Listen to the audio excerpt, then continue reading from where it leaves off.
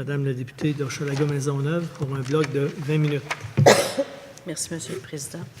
Alors, j'ai un peu la voix rauque, là. Les allergies, je pense que le pollen nous a tous envahis en fin de semaine. Alors, Madame la ministre, j'aimerais commencer le premier bloc avec le programme à égalité pour décider. On voit dans le livre des crédits une amputation de 50% des crédits. C'est un budget qui est là, et ce programme-là, il est important. C'est le programme qui, justement, on parlait de pouvoir décisionnel des femmes, c'est un programme qui permet aux groupes communautaires, qui permet aux conférences régionales, qui permet justement à plusieurs acteurs de la société civile d'intéresser les femmes à la politique, que ce soit au niveau municipal, au niveau scolaire, au niveau québécois ou canadien. Le fait de donner de la formation, ou du moins attirer les femmes en politique, on le sait, c'est un enjeu important. Nous sommes malheureusement, cette législation-ci, revenus à un nombre inférieur de femmes ici à l'Assemblée nationale. On n'arrive pas à franchir le plafond du 20% pour les femmes mairesses. Et ça, c'est désespérant, franchement. Et je pense qu'il y a lieu d'avoir une stratégie innovante, une stratégie qui permettrait justement de faire en sorte qu'on puisse attirer encore plus de femmes. Bon, on a entendu des propos malheureux la semaine passée. On ne s'en cachera pas. J'ai vu votre réaction. J'en étais très contente. Et je pense que là-dessus, on pense à peu près tout le monde ici la même chose. On est capable de s'occuper de nos enfants puis de travailler en même temps. On est capable d'occuper des postes importants en ayant des enfants. On en est la preuve. À peu près toutes les femmes qui sont ici ont probablement toutes des enfants et on est ici aujourd'hui. Alors, on est capable de marcher et mâcher de la gomme en même temps, là. Alors, c'est pas une question de nous nommer. On peut être nommé à des postes supérieurs sans avoir dans le fond, avoir des barrières à cause de la maternité. Bien au contraire, ça nous permet justement de voir les choses d'une autre façon. Et c'est un avantage que nous avons les femmes. Madame la ministre, vous avez, le ministre des Finances a décidé d'amputer votre budget de 500 000 $ sur un budget d'1 million. C'est 50%. C'est énorme. Les projets ont été déjà déposés. Les groupes ont déposé leurs projets. Ils ne savent pas ce qui se passe présentement. Ils ne savent pas si ce sera 50% de l'enveloppe de leurs projets qu'ils auront ou ce sera 50% des projets qui seront admis. Alors, et puis j'aimerais aussi, en complément à cette réponse, avoir votre avis justement sur la déclaration de M. McKay. Déclaration malheureuse, il faut se le dire, rétrograde, qui n'a plus lieu d'avoir nulle part. Et je sais que vous avez procédé à des nominations dernièrement, dont 3 femmes juges. C'est tout à votre honneur. On a encore, dans certaines régions, je regardais le tableau, on a encore du rattrapage à faire. Dans la Naudière, je ne sais pas ce qui se passe dans ce coin-là, mais on a de la misère à nommer des femmes juges. C'est sûrement pas parce qu'elles s'occupent de leurs enfants à la maison. Alors, moi, j'aimerais ça savoir, Madame la ministre, ce que vous entendez faire. Est-ce que vous entendez faire un combat ou peut-être, comme votre collègue à la culture, inciter les groupes à aller se battre au comité qui sera présidé par Madame Robillard?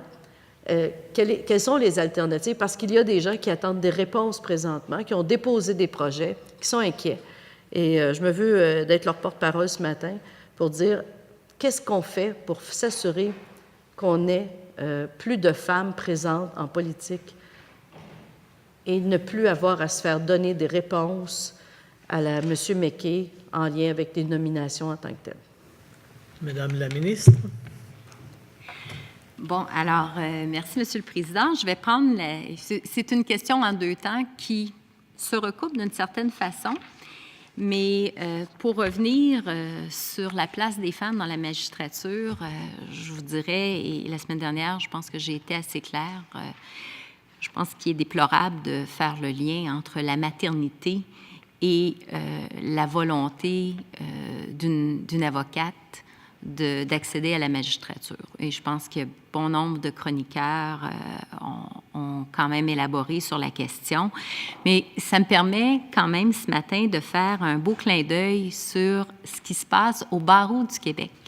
Parce que vous savez, Monsieur le Président, cette année, là, le barreau est composé majoritairement d'avocates et non d'avocats.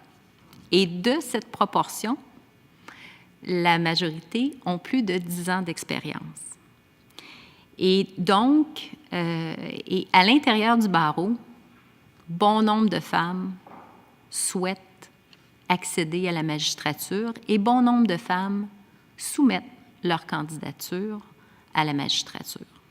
Et au cours des dernières années au Québec, il y a eu un beau progrès qui s'est fait et de plus en plus de femmes ont accès à la magistrature, qu'il s'agisse de la Cour du Québec ou dans les différentes cours municipales.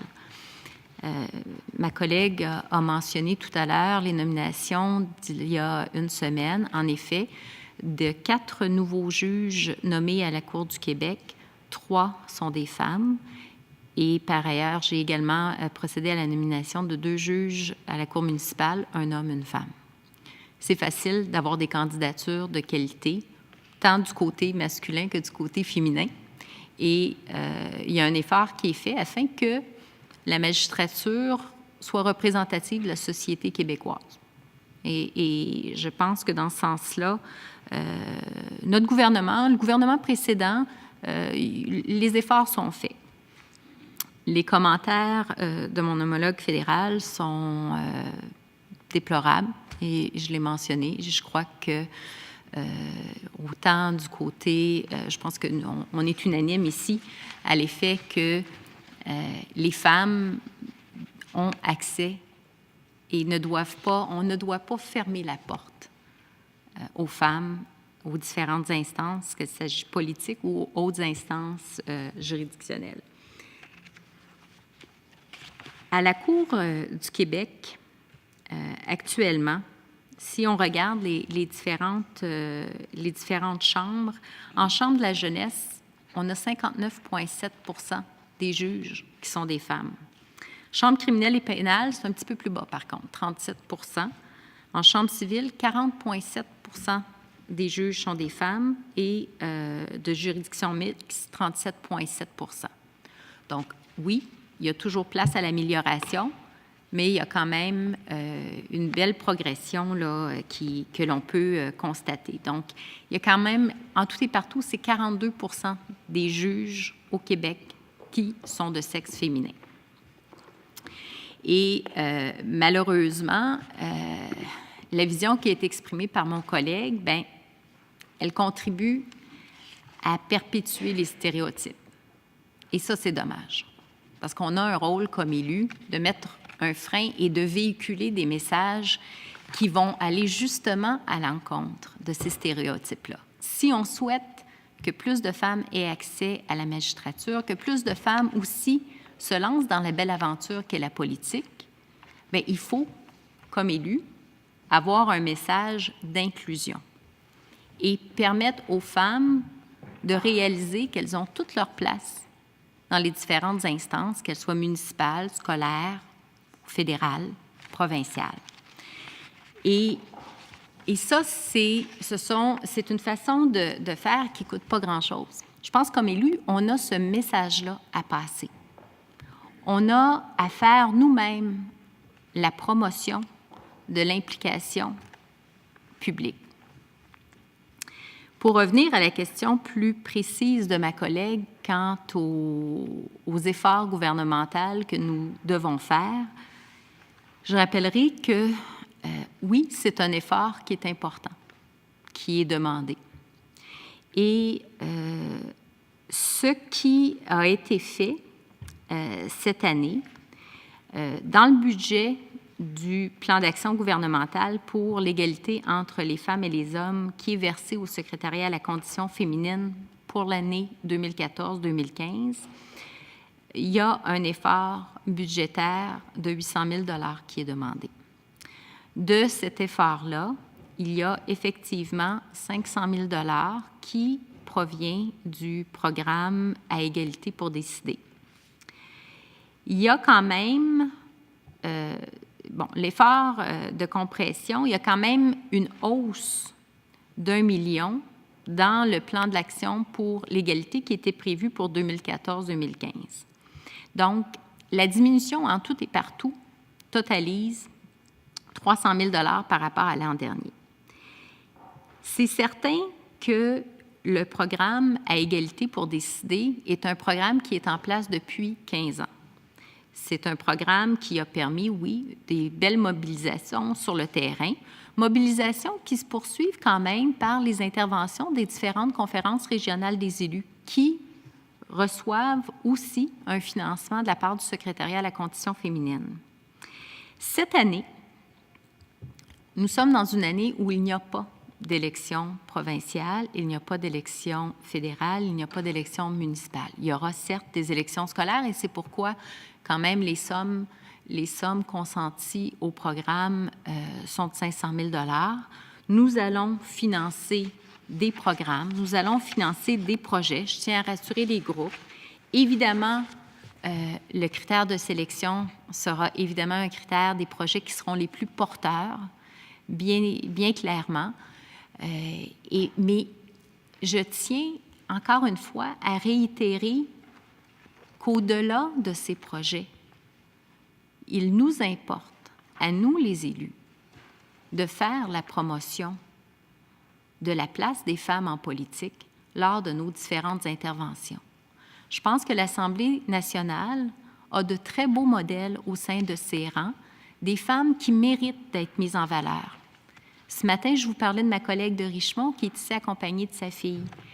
J'ai ma collègue de Crémazie aussi qui concilie très bien la vie familiale et la vie politique. Moi-même, Monsieur le Président, j'ai été à plusieurs reprises interpellée par différents groupes afin de parler de ma réalité. Mes enfants sont à Maniwaki, à 604 km de l'Assemblée nationale. Ça ne m'empêche pas d'être ici depuis 7 ans, de faire mon travail, d'assurer mon rôle de maman et d'être très impliquée dans ma communauté. Il y a plein de modèles comme ça. Notre collègue de Schlager-Maisonneuve aussi fait preuve d'une belle conciliation travail-famille. Donc, nous avons cette responsabilité de faire la promotion de ce que peut être la vie politique et lorsqu'on est une femme, et de démontrer qu'il est possible de concilier notre réalité familiale et la réalité qui est la réalité politique. Député. Je comprends bien l'explication de la ministre, mais il y a un argument qui me chatouille. Le fait de dire qu'il n'y a pas d'élection sur le plan municipal ou québécois cette année, il y a quand même des fédérales l'an prochain, il y a des scolaires cette année. La mise en place et la formation des femmes ne se fait pas nécessairement seulement dans l'année. Le recrutement des femmes, aller faire en sorte de créer une masse critique de femmes qui, dans 4 ans, pourront être candidates, mais qui pourront être candidates tant au municipal qu'au niveau québécois, mais peut-être au niveau fédéral l'an prochain, au niveau scolaire cette année.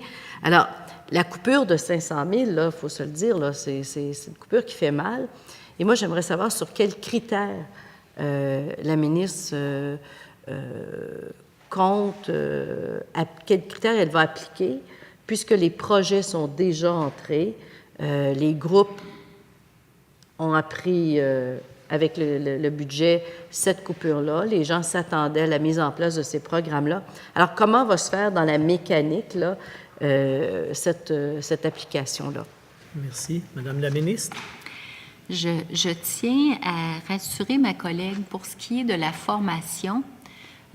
Ma collègue est sans doute très au fait qu'il y a une école de formation, Femmes et démocratie, qui est en place depuis déjà bon nombre d'années et qui continue de recevoir le financement qui était prévu. Donc, Femmes et démocratie n'est pas touché par la mesure, par l'effort budgétaire, et donc le 300 000 de soutien à l'organisme demeure. Et cet organisme organise énormément de formations et fait un travail de promotion auprès des femmes. Je pense même qu'à l'intérieur de cette Assemblée, on a un certain nombre de collègues qui ont fait l'école Femmes et démocratie dans le passé. Pour ce qui est des critères d'évaluation du programme à égalité pour décider, bien évidemment, les projets sont évalués selon les bases suivantes, c'est-à-dire, évidemment, la pertinence du projet qui est déposé. Donc, on fait état du bien fondé du projet et on démontre la concordance du projet qui est déposé avec les objectifs du programme, l'envergure, la complémentarité à l'action locale ou régionale, évidemment, le caractère structurant du projet en lien avec l'atteinte de l'égalité entre les femmes et les hommes. Nous allons regarder aussi d'une façon bien attentive les retombées prévues du projet. Donc, les retombées, bien, elles vont s'apprécier à l'égard des effets structurants, des répercussions positives sur la problématique à laquelle on s'attaque. Par exemple, les résultats qualitatifs et quantitatifs qui sont escomptés pour chaque activité qui sera proposée, donc les indicateurs de résultats prévus, le potentiel de transfert de connaissances et les moyens développés, le potentiel de mobilisation du milieu et la capacité de transformer les mentalités ou à réduire les obstacles. Parce que dans le fond, Monsieur le Président, c'est ça le véritable enjeu. Il faut assurer un changement dans la façon dont on voit ou on perçoit la place des femmes en politique. Évidemment, il y a le coût de réalisation du projet qui est considéré. Donc, on va s'assurer, est-ce que le projet nous présente un budget qui est réaliste, donc que ce soit en fait de dépenses matérielles ou des ressources humaines, la solidité des partenariats qui seront faits, parce que vous comprendrez que le programme ne peut à lui seul soutenir un projet. Ce projet-là doit pouvoir être aussi sur des assises, compter sur des assises de la communauté, et la qualité des partenariats associés à la réalisation du projet sera évaluée. Évidemment, on regarde la crédibilité de l'organisme, comme dans toute évaluation de programme. Donc, est-ce que c'est un organisme quelles sont les réalisations antérieures de l'organisme? Quel a été le respect des engagements? Le député? Je comprends là, la liste des critères. Là. Ce que j'ai demandé, c'est quels sont les nouveaux critères. Ça, c'est les mêmes critères qu'avant. Il n'y a absolument rien de différent là, à venir jusqu'à date. C'est exactement les mêmes critères qu'il y avait avant. Alors, moi, ce que je veux, faites-moi pas la liste des anciens critères, je les connais. Alors, j'ai besoin de savoir sur quelle base on va faire les choix actuels en fonction d'une coupure de 50 % de l'enveloppe. Est-ce qu'on va faire les choix en fonction des mêmes critères? À ce moment-là, je n'ai pas besoin de me les faire lire. C'est sympathique, mais je n'ai pas besoin.